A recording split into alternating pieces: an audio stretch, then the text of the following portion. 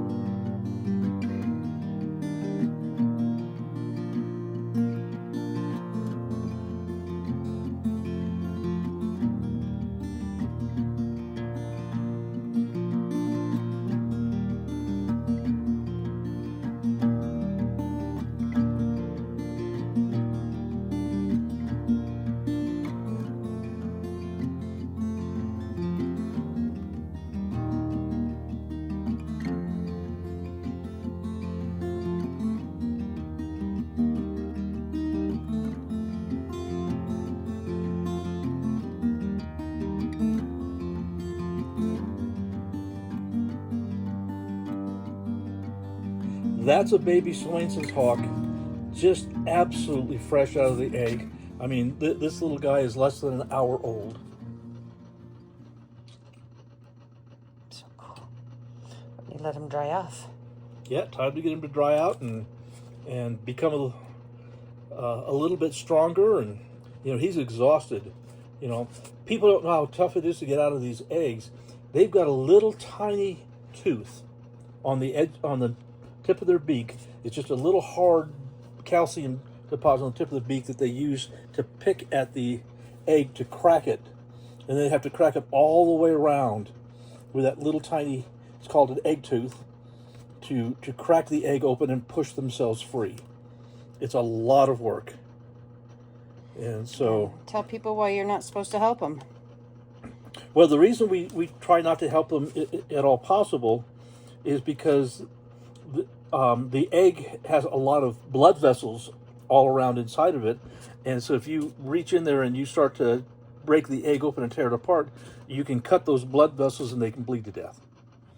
And so we need to let them come out on their own if at all possible.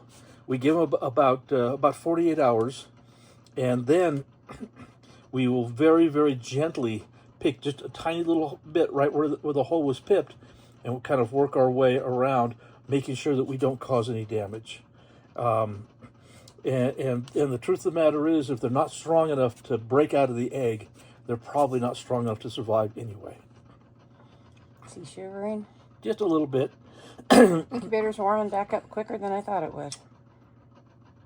So, anyway, guys, it's exciting news. We've got a little baby Swainson's. Now, I have raised Kestrel falcons from this age. I have raised Harris hawk from this age. So this is not new for me.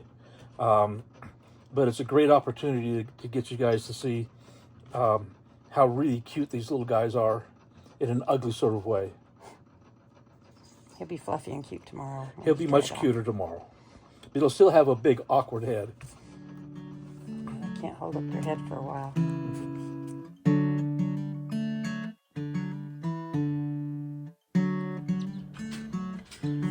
Well, good morning. I'm Martin Tyner with Enoch Wildlife Rescue, and here's our little friend that has just hatched. This is a baby Swainson's hawk. It hatched yesterday evening, and so it's a brand new little guy. And get out here where you can see him.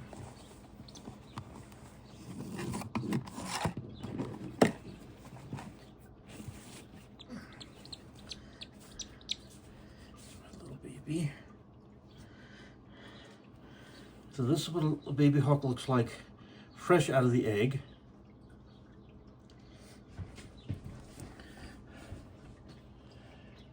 And we're going to give him his first meal. He says, I'm tired. Hi, baby. Holding my head up is hard work. Here we go.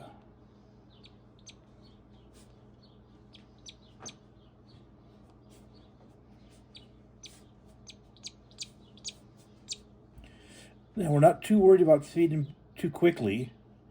They are still digesting the yolk from the egg.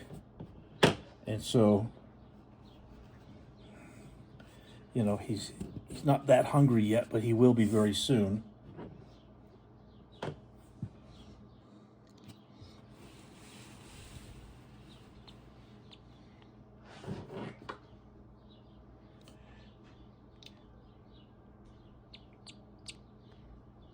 Takes a little bit of patience.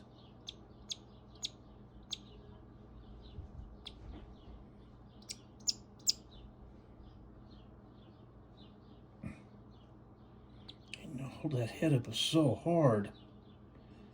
Huh.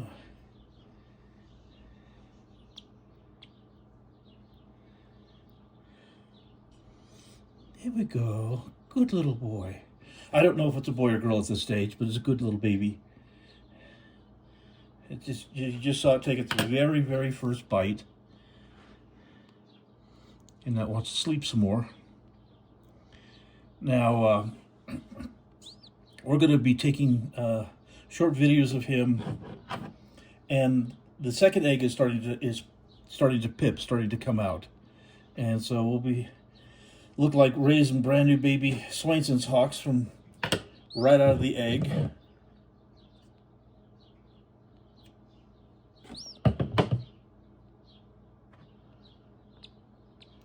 You can kind of see how we do this.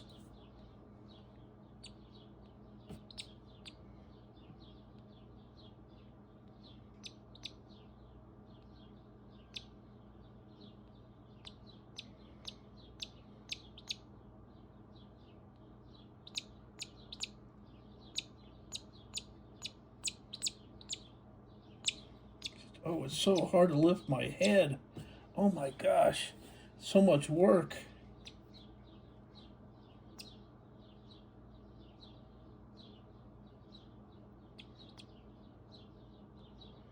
That's okay.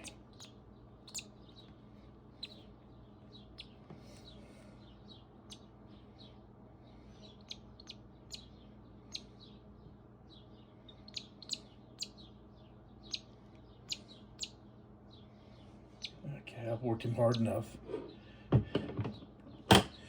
We'll be feeding this guy, every hour or so in the first day, just one little bite, 2 little bites at a time. And by tomorrow, he'll eat, 3 or 4 bites, and to the point where he'll start eating whole animals. But he's looking good. Now, as you see, his balance is very, very bad, and his legs will splay out at this age, so we have to be careful about that. And so what we do is we place them with a paper towel, and we place them in a bowl to help keep his legs underneath him.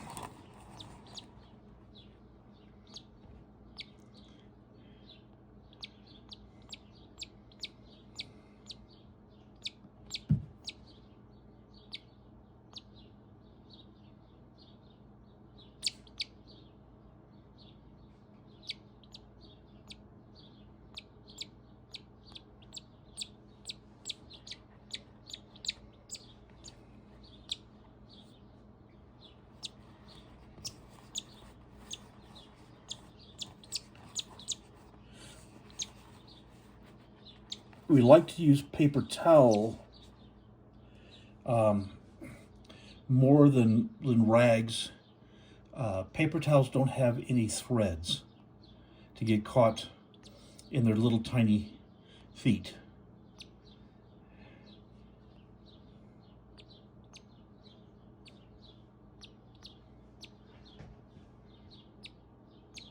A bird's digestive system is different than mammals in that they don't have a stomach, they have a gizzard and a crop. And the crop is basically a flesh sac that's right below the chin, right here. And when that is empty, when there's nothing there, then they're hungry. There's no food in their system, and so we can feed them. And in fact, with a lot of the small brand new baby birds, you'll actually see the crop not only expand because they don't have any feathers, they see the crop stick out. And with the seed eaters, you'll see little bumps because it's seeds in that crop, and it looks really gross. A lot of people will find a baby bird on the ground that's just been fed by its mom and dad, and its crop is full, and all around its neck and right in here is where the crop is, and it's all sticking out and it's bumpy, and they think it's diseased when it's just the food sack, the crop that holds the food. And then once the gizzard down where our stomach is empty, then they swallow a small portion of the food down and it's processed through the gizzard, and then it comes out as a blend of urine and feces. And so that's why bird poops are like white and black or brown, because the black or brown is the feces, but it's all liquefied. It's not a poop like you would think with mammals kinds of things. And so when I feed these guys, I always allow the crop to empty before they get another feeding. If you feed on top of food that is already in there, it can go sour and have an issue. But so we let the crop empty out, and then we can feed them. And you would think because of their tiny size that you're really overfeeding them, but again, the crop expands out and holds, for the size of the animal, holds a significant amount of food. Now their digestive system is really high, and they digest food very, very quickly. And so even as you see me feeding what looks like a significant amount of food to these little tiny creatures, within a couple, 3 hours, it's all gone. And we have to feed them, 4, 5, 6 times a day, and through the night to make sure that they always have food that is digestible to them.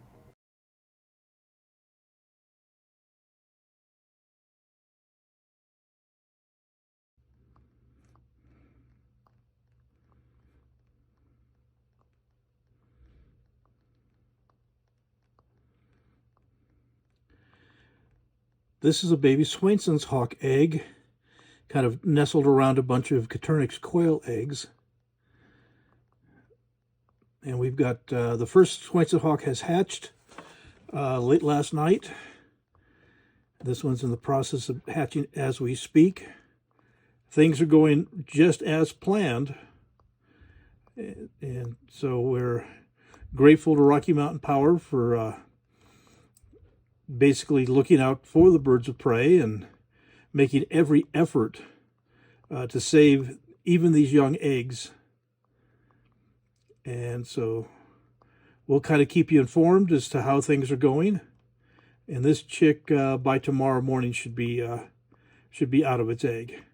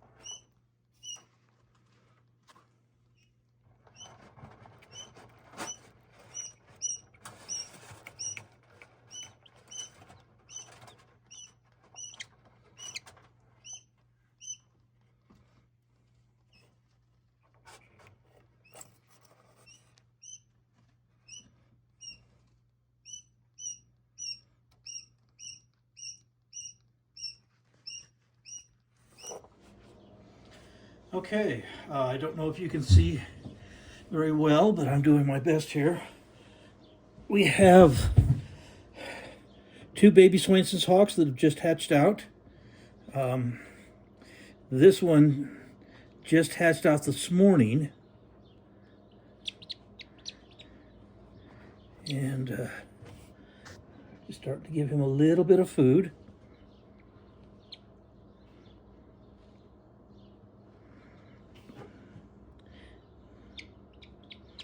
Here you go, baby.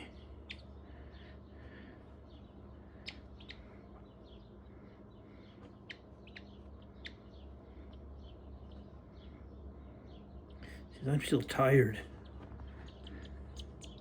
And this one hatched out 2 days ago. You hatched out a couple of days ago.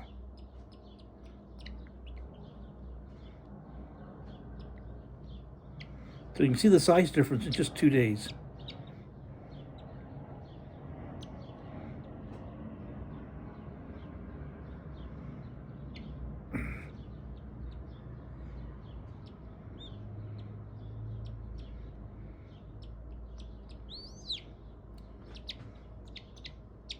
Now they really don't have to eat for the first 24 hours or so because they're still digesting the nutrition from the egg. But we do at least want to offer them something. And they're still pretty helpless little critters.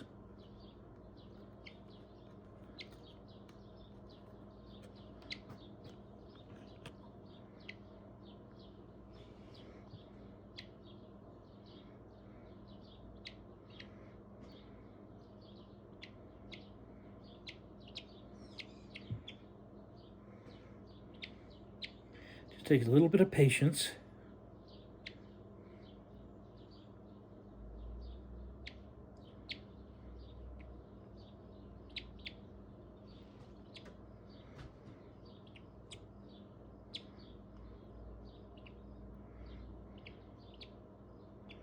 Waking up.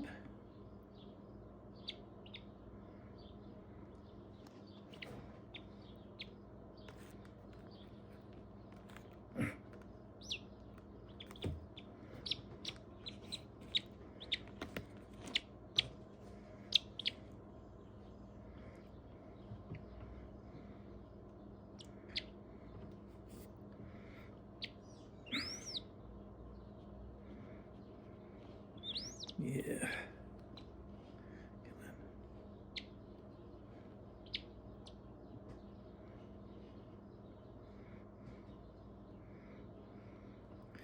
You guys are just tired still, huh?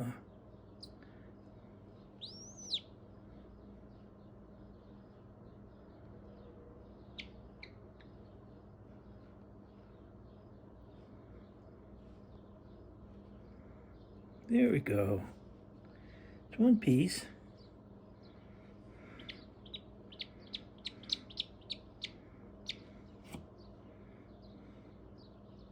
And this is why we have to feed them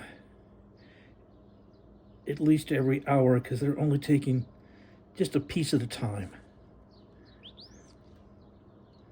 Yeah, there you go.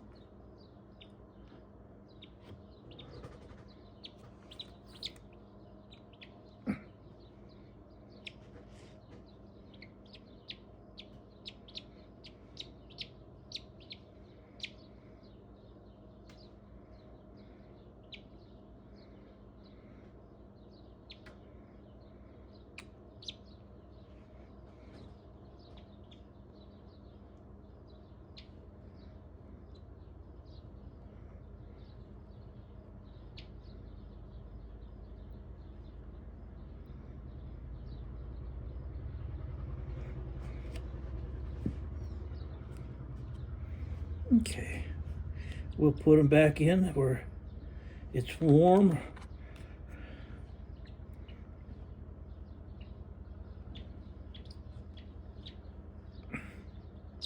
And we'll check on it a few more minutes and try to give them another bite or two.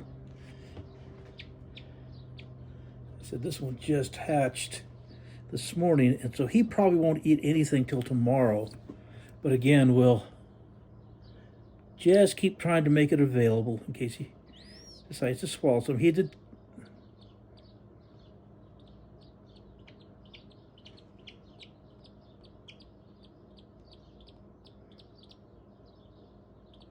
Okay. A piece of eggshell still on him.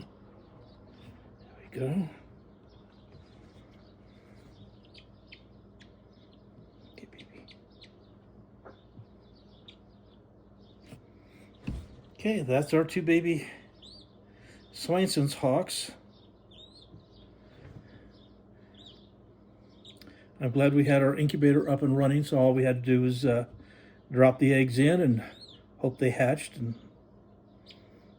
so far they're doing fine.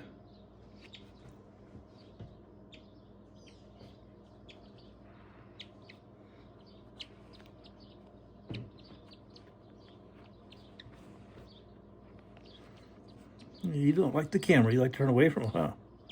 Take a little one. There you go. Let everybody see your pretty face.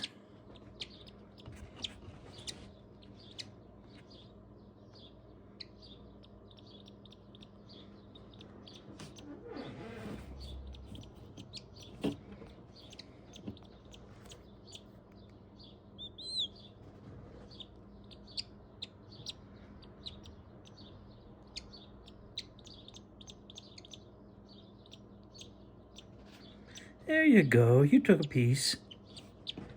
That's my baby.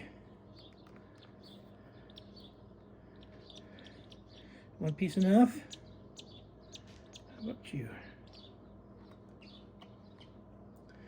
It's just a patience game.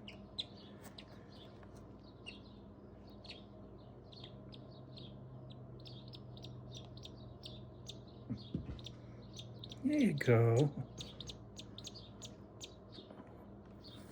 Lots and lots of patience.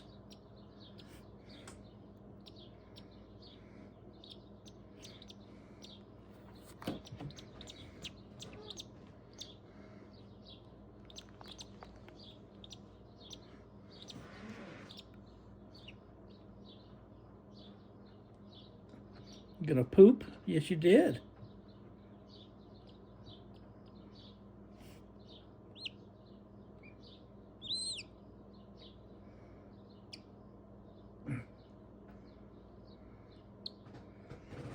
Good boy.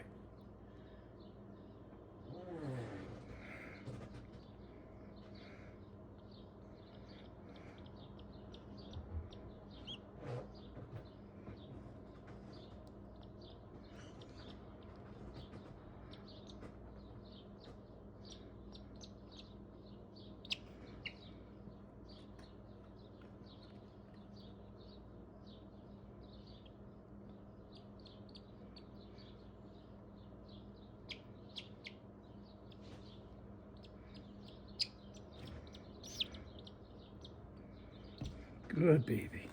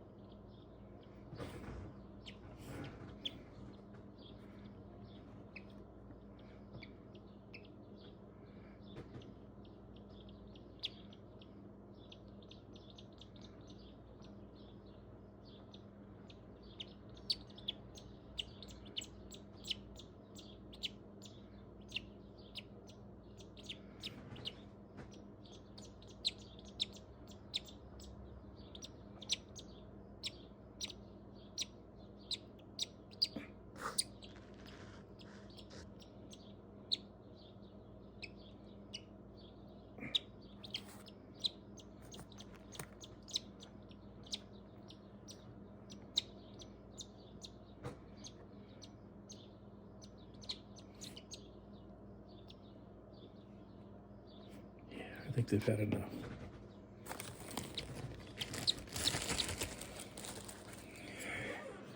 And we'll try to keep this going for you. See if we can get you a good idea of how fast they grow. And so this one's 2 days old, and this one came out of its egg just this morning. And so this one's about 4 or 5 hours old.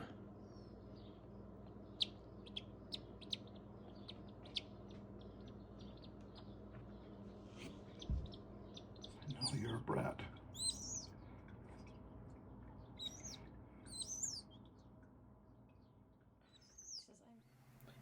Will the Now, siblings stay together? no, they generally don't. In most cases, as far as together, they may be within a mile or two or three of each other, but they don't want to hunt together for the simple fact they're competing. And so the the the one that catches food doesn't want the one that's hungry that hasn't gotten any food to come and fight with it and try to steal the food away from it. And so once they're out of the nest, and mom and dad have stopped feeding them, they're on their own, and that's what makes it so fascinating with their migration. But these Swainson's hawks, they'll migrate thousands of miles with absolutely no instructions, have never been there before, and then after spending the winters down in Central America, Then all of a sudden, something triggers in their brain saying, I need to go back up to Utah or California or Nevada or Idaho or wherever I came from. I need to go back, and they'll literally find their way back to where they learned to fly. Um, how that process works, we really don't understand it at the moment, but it's a fascinating thing to watch.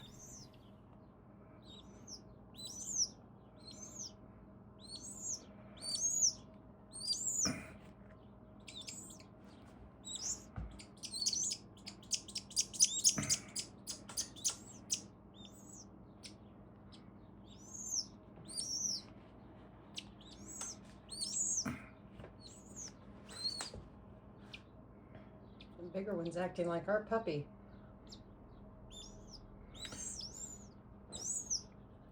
Now, the biggest and the most aggressive always eats first. So that's what's going on here. But I'm letting the bigger one steal a little bit to encourage the younger one to eat.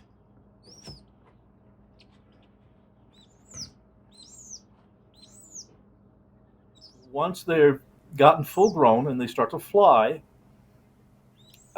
they become very, very belligerent to their mom and dad. And they'll chase mom and dad around, they'll scream. If mom flies down and catches a mouse or a vole or some other small rodent, the babies will come and beat up the parents to steal the food. And the parents say, I'm sick and tired of this. I'm not going to put up with this anymore. And the parents leave, they migrate, and then the babies are left on their own. And it's very much a sink or swim situation. You either figure it out or you're going to die. Oh, end of July, 1st of August is when we start getting what we call non-survivors in, which are birds of prey that did not learn how to feed themselves well enough, and they're starving to death. And then we have all the summer heat and that kind of thing that adds to it. And so they come in and we feed them, we get them healthy, we get them strong again for a couple, 3 more weeks. And then the only thing we can do is just say, hey guys, we're going to give you another chance. Go back to the wild and do better this time. Mm-hmm.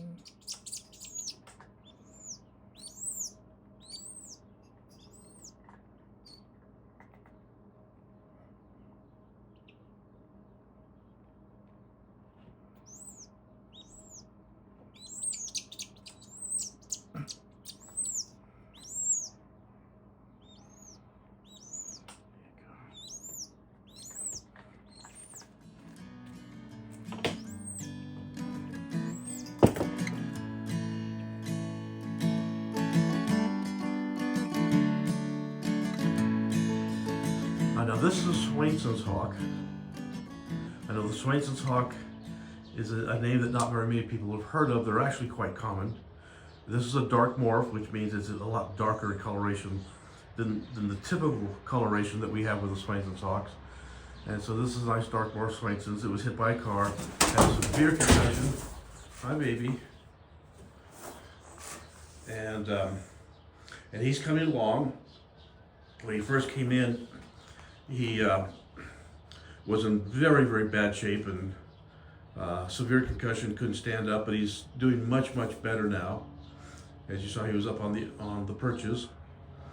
Now, right now, we are hand raising 2 very tiny baby Swainson's hawks. Now this is a female here. There we go, girl. Hi, babe. Such a good girl. And so this is what mom would have looked like. That's what a Swainson's hawk looks like. And we'll go back in the house and start feeding the baby Swainson's hawks among all of our other critters to care for and our other chores. So we'll talk to you guys later. Okay, this is our youngest one. And this one's really had a tough time. He had a tough time getting out of the egg, and he had a tough time feeding himself. We've had him for a week. Hey, little one.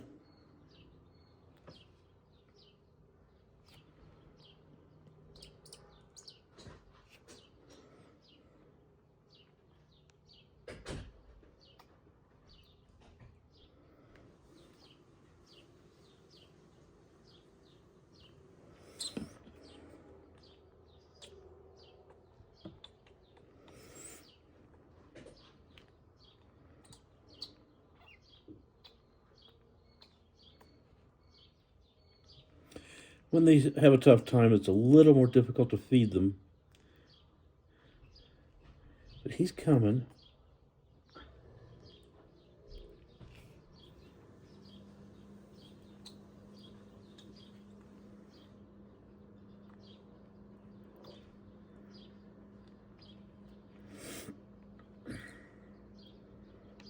Start with the harder one first.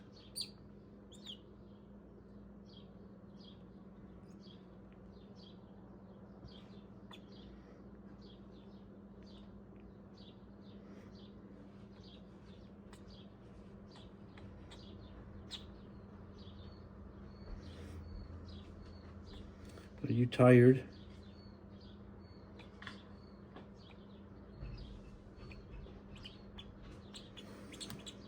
Okay.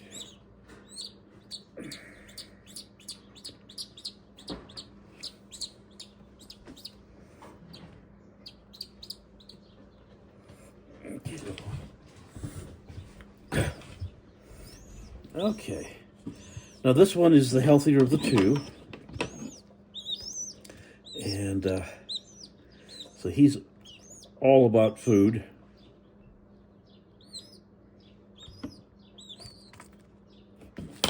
I'll move this over here so you can see that a little better. I know.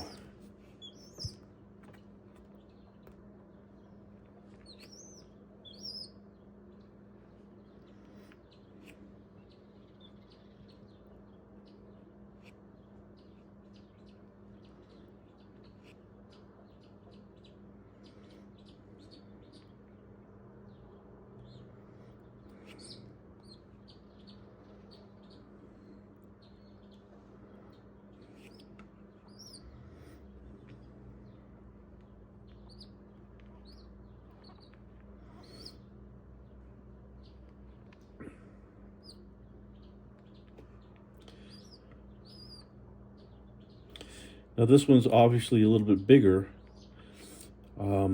This one's 2 days older. So it hatched 2 days before the other one. And that makes a huge difference in size. I just want to see if this one could use any more breakfast. A little bit more.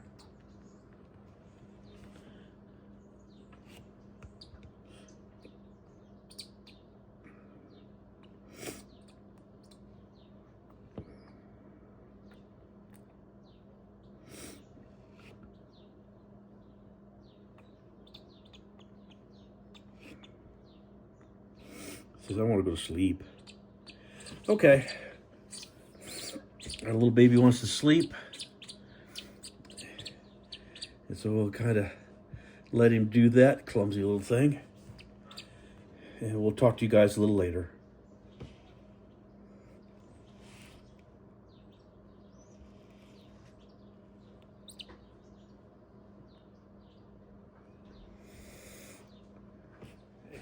Here's Swainson's hawk. The first one hatched is our female. And yeah, I know. See, she wants me to feed her. But her food is right there for her.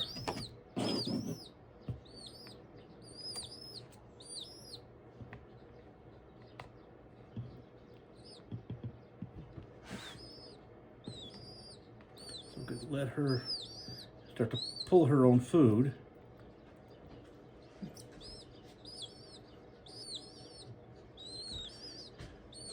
So we haven't done this. We just this is the first time we're trying to coax them to recognize that they don't need to see me hand feeding them.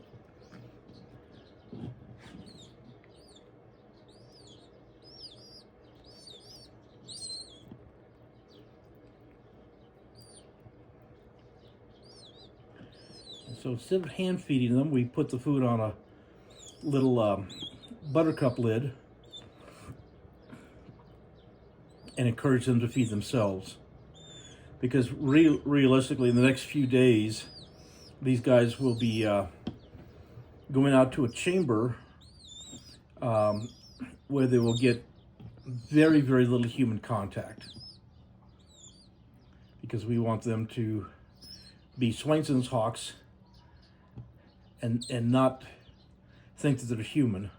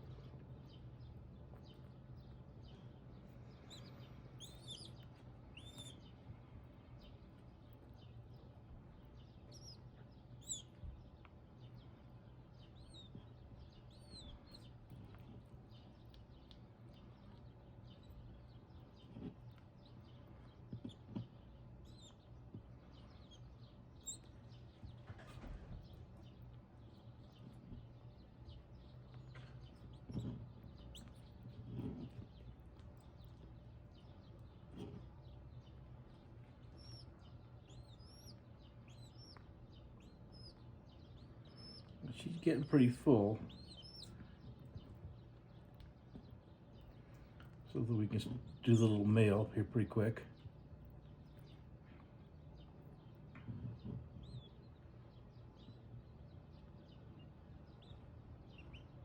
Yeah.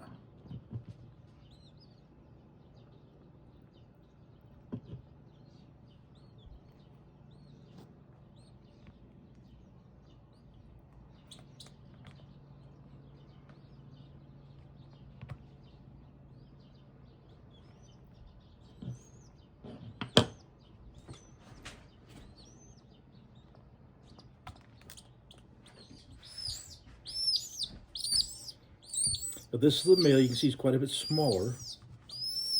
He's about 2 days younger.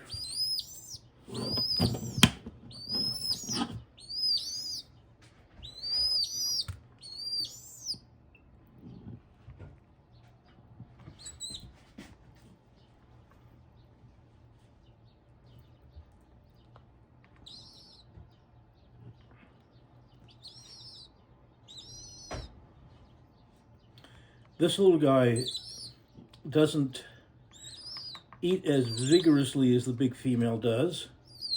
He is been a little bit slower to work with, but he's coming along fine. For the first few days, he was quite the challenge.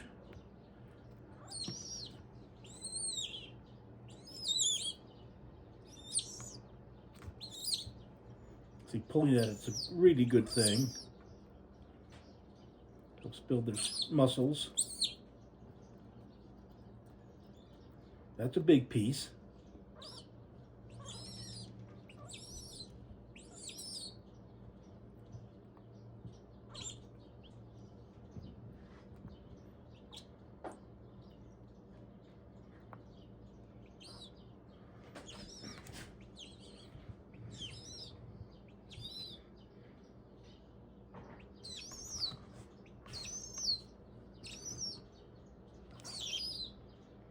You done? Thought that was about all you could take.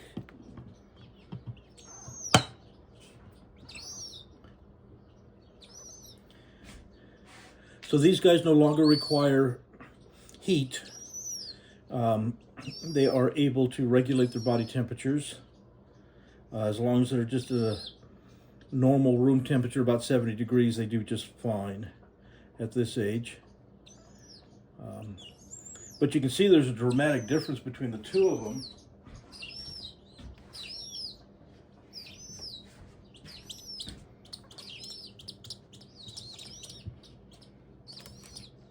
Sticky little ones. Sit with your brother.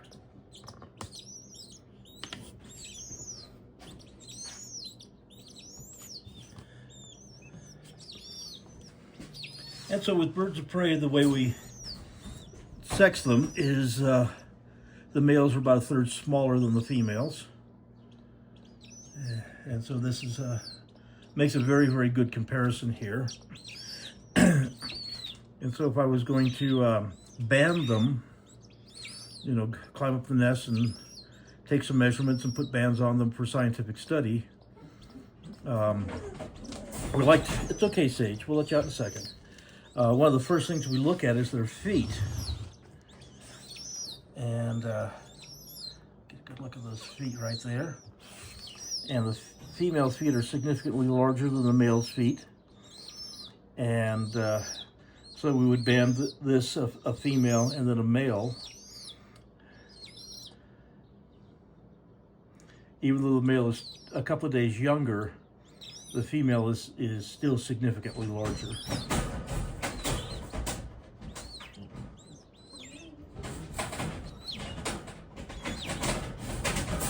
Sage, that's enough.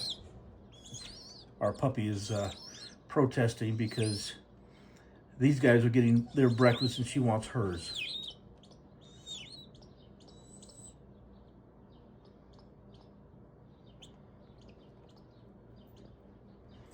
Just wanted to let you see how they're coming. They're, you know, we've literally hatched them from the egg.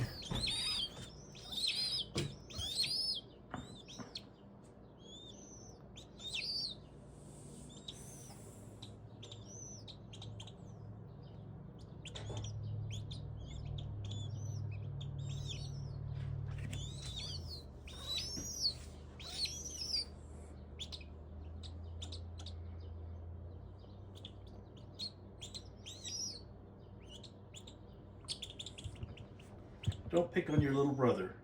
And that's something that we have to watch for. With several varieties of birds of prey, and Swainsons are certainly one of those. The larger, the stronger, the older will oftentimes kill or throw out of the nest the younger ones. They do that so that they get all the food. And so Big Sister is not a good sister to this little male. Now, she's not bad, and she hasn't hurt him, but we do have to be very much aware that that's a possibility, that the females in the nest and the older ones in the nest, which are bigger, will oftentimes kill the younger ones.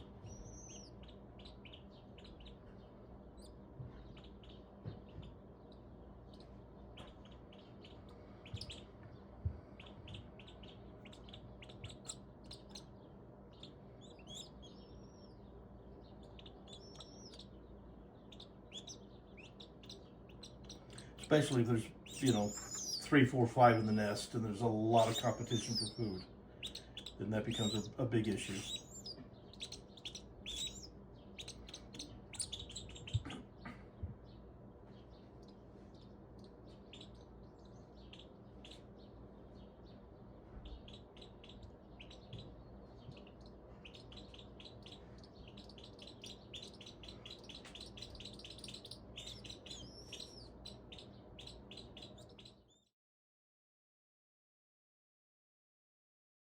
You can hear them now. Okay, there's the baby. Can you believe that thing right there came out of an egg about the size of its head? about 4 weeks ago. And so they grow at an amazing speed. I mean, you can almost watch them grow. They grow so fast. And again, we give them very little attention anymore. I don't hand feed them. I just drop the food in and let them go for it.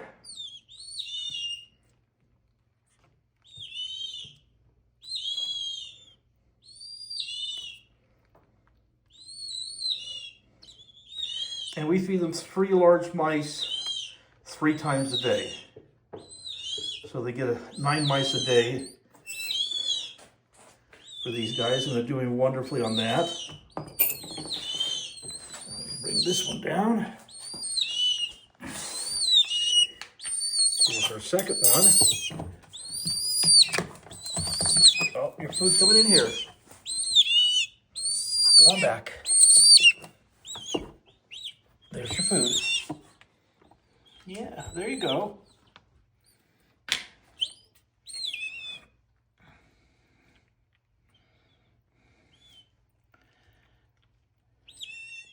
Now this is mid-July, and by mid-September, not only will they be full grown, not only will they be flying and feeding themselves, but they're going to start their migration. And these guys nest in Utah, but they head to Argentina for the winter. And so they're quite the travelers. And so they've got a lot of growing and developing to do to get them ready and raring to go. To our little one here again. There's our little girl.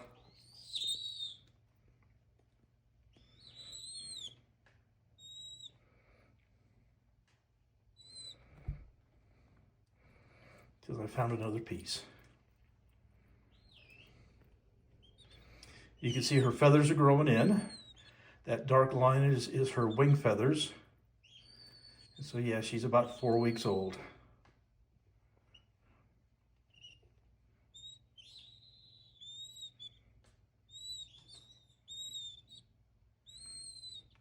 And once they've had a big breakfast, or in this case lunch, they'll go lay down and sleep.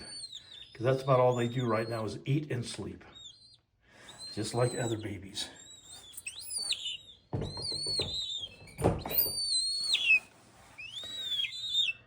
So anyway, there you go, folks. There's the baby Swainson's hawks that we hatched. They're coming along nicely. And we'll continue to keep you informed as to how they're doing.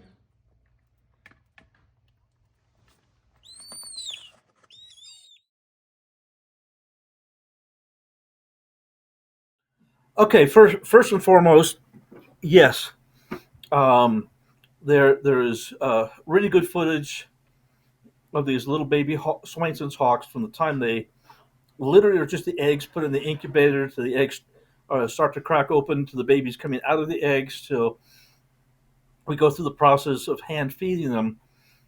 But the secret is we have to get them feeding themselves and get to the point of virtually no human contact as quickly as possible.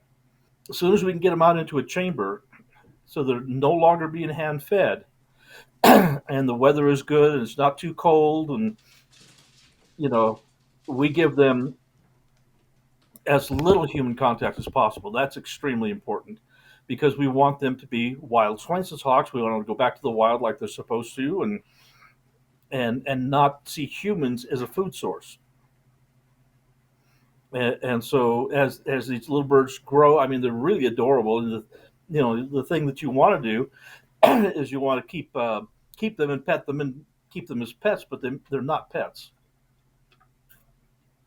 They're wild animals, and they should be treated like wild animals. And so the video stops at the time that they're in the chamber, they're feeding themselves, and that I don't go out and video them. I don't spend any time with them.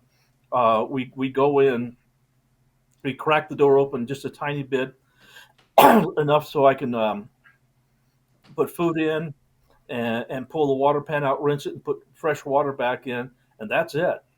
Little to no human contact at all until they are about 9, 10 weeks old. Now they're full grown. Now they're flying around the chamber. Now we can throw them in live food to make sure they know how to feed themselves and how to hunt properly. And then we start to get them prepared for the release back to the wild.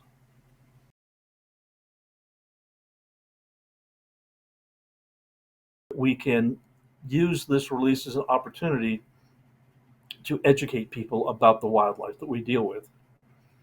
And so that's why we do as many public releases as to be honest with you, as I can deal with.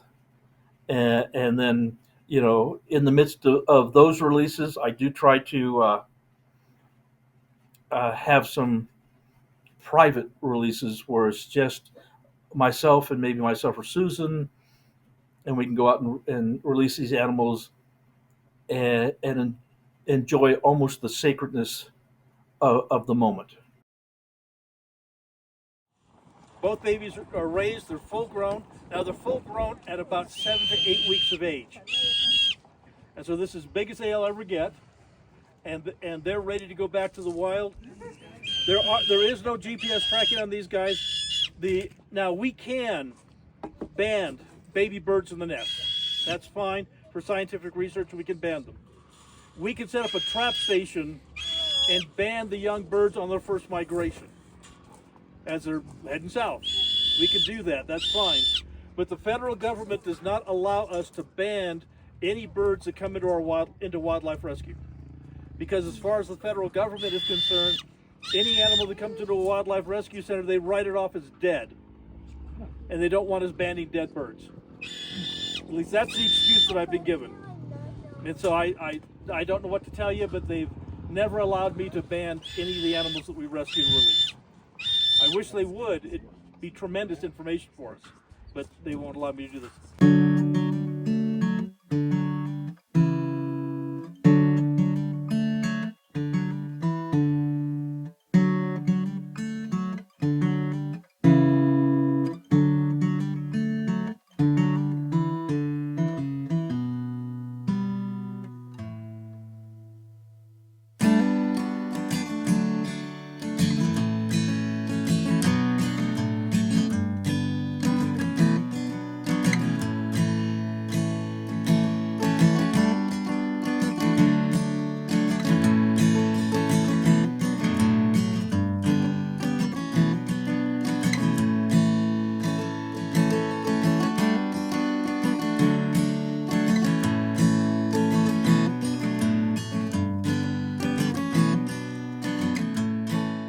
The Enoch Wildlife Rescue Center is 100% funded by donations.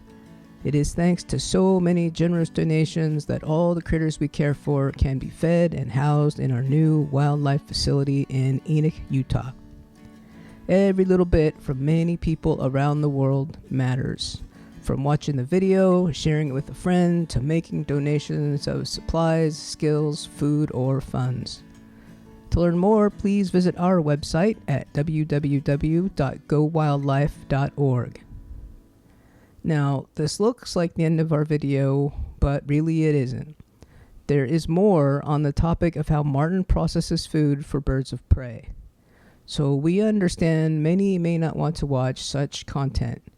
To those people, thanks for watching this far, and we understand if you turn us off now. It's a little disturbing for some people to see how we process the food. Swainson's hawks are apex predators. They eat other animals, primarily small mammals, mice, voles, gophers, so on. They'll eat some small lizards. They might eat an occasional small bird. And people have a hard time understanding that these animals, in order to survive, have to eat other animals. And that's their purpose in life. Their purpose in life is to basically help us keep the rodent populations under control. So if without these predators that eat the small rodents, the rodent population would go crazy, and we'd be infested with rats and mice and gophers and things. Um, and so they're very, very beneficial to have. They help the farmers, um, keep the rodent population down around their farms. And so they're very, very helpful. Now, I have to feed them a natural diet. These little tiny, literally new hatchlings, take a very, very special diet. Unfortunately, a lot of people will pick up baby birds of prey, and I've had several this year that people have picked up that thought it was okay to feed them hot dogs or bologna or venison or elk or whatever, and there isn't the proper nutrition for them to grow appropriately. And unfortunately, we've had to euthanize quite a few of them because they came in with such a deficiency. They had rickets, and they were completely and totally disabled, and we had to put them out of their misery because they were just suffering so terribly. So anyway, that's not what we feed them. When you're working with birds of prey, the vast majority of birds of prey either eat small rodents or small birds, and so that's what you have to feed them. A person brought in some baby kestrel falcons, and they thought it was so much fun. They had them for a week or two, and until they start dying, and then they says, "Oh well, we need to get them over to the rescue center." By the time they got them to me, there wasn't much that we could do for them. And this gal was very proud of herself. She says, we fed them elk meat. And I looked at her and I said, when was the last time you saw a little kestrel falcon kill an elk? And you have to feed them what they would normally eat in the wild. So kestrel falcons, they eat insects, they eat small birds and small rodents like mice. They don't eat elk. And elk is not an appropriate diet. And so I'm going to make one of my famous, we call it rat burger or a mouse burger. I've got my meat grinder right here, and we're going to make up food right now for the babies that are currently hatching so that we have an appropriate diet for them. Now this grinder, I've had this grinder for probably 30, 40 years, and it was probably 50 or 60 years old when I picked it up used. Now this is a terrible thing to watch, but if you want to watch this, fair warning, whole mice, the bones, the skin, the fur, everything goes in the grinder. And so because of that, they're going to get a complete diet when they start eating these mice.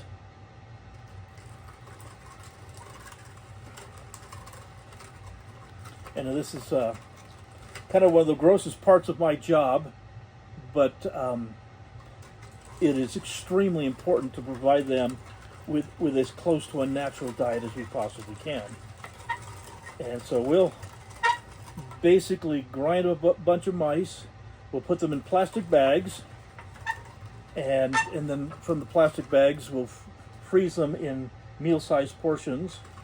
I'll grab that mouse that went down on the floor, Sue, right there by you. Thank you. Isn't she wonderful? Can you imagine a wife willing to reach down and pick up a dead mouse off the floor for you?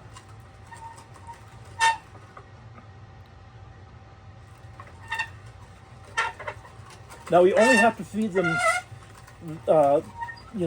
mouse burger, and we also do this with small birds, and we do this with rats, and we'll mix some pigeon in there. Just like I said, all sorts of what would be considered a natural diet for these animals, and so we mix it together. But today, I've got a whole stack of mice ready to go.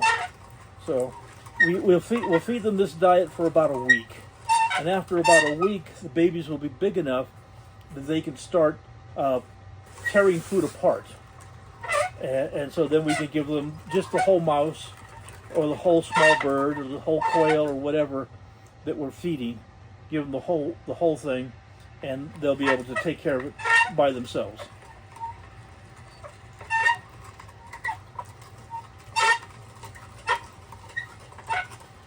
So next time you see a a baby, especially bird of prey, on the ground, please, please, don't just take it home. Don't look in your refrigerator to see if you've got an old piece of bologna to feed it. They don't drink milk. You don't feed them bread. You don't feed them parakeet seed. They have to eat basically whole animals. And so this diet right here is just ideal for these guys, and we'll get them raised up. And so in September they can start their migration, because these guys will leave Utah and head for Argentina. So they got a long life ahead of them and a long distance to travel before they get released. So anyway, that's my my little recipe for ground Yummy. mice. You can make burgers out of that. Yep, that's why you call it mouse burger. So we'll talk to you guys later. Okay, I'm here in the house, and you probably saw some video of us making mouse burger last week or the other day, and they ground up a whole bunch of mice into little tiny pieces for the little birds, and that is all gone. They're feeding very, very well, and so we need to make some more, but right now the babies are hungry. And so this is quail. This is kind of the heart and the liver and the breast meat of a quail. That these are the quail that we raise as a food source to feed these guys. And so we're going to give them a nice meal of quail parts.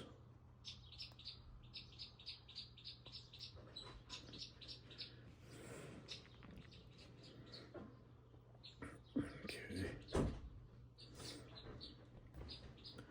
Now they eat fur, feathers, bones, everything to get a balanced diet. And so even though this doesn't have any feathers on it at the moment, one meal without feathers isn't bad for them.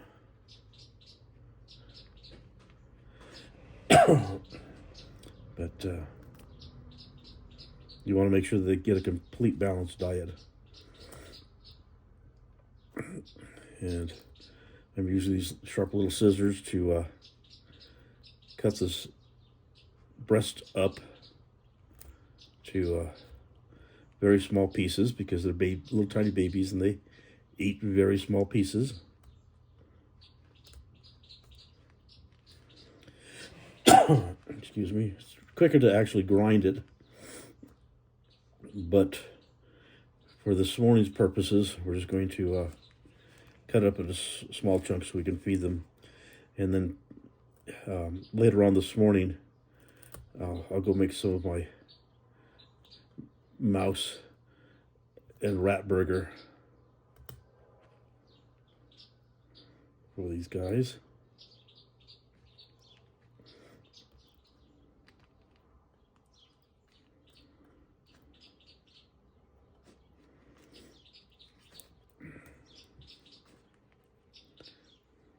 These guys do eat a lot. That's just a little bit. That should be enough to feed the two babies this morning.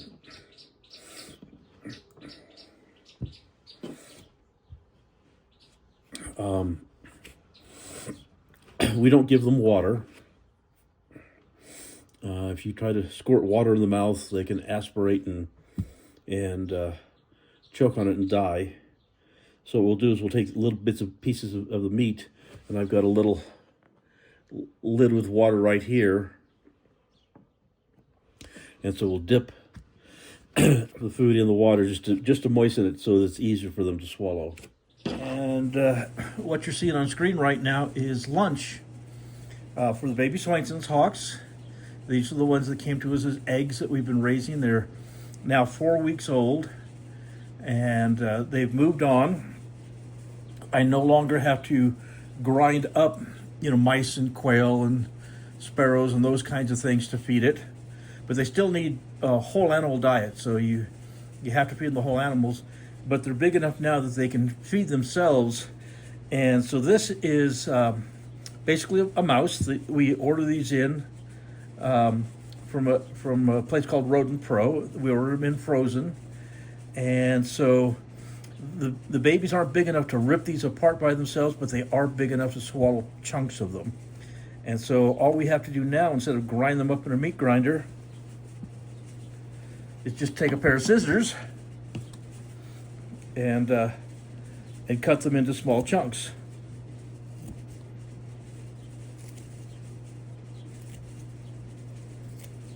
It's a little cleaner, a little easier, a little faster. So things are coming along very, very well with our little ones.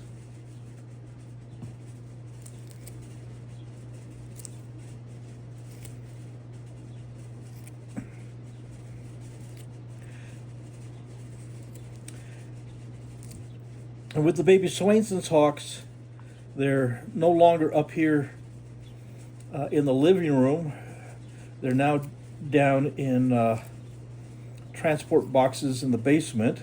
They're about ready now to be transferred to an airport kennel where they can, or not an airport kennel, but a flight chamber. They're not quite ready. They're really close for the next probably 2 or 3 days. They're going to go out into their own chamber. And so we're already starting to cut off human interaction with them. We want as little human contact as possible. And so these guys will just cut the food up on these buttercup lids.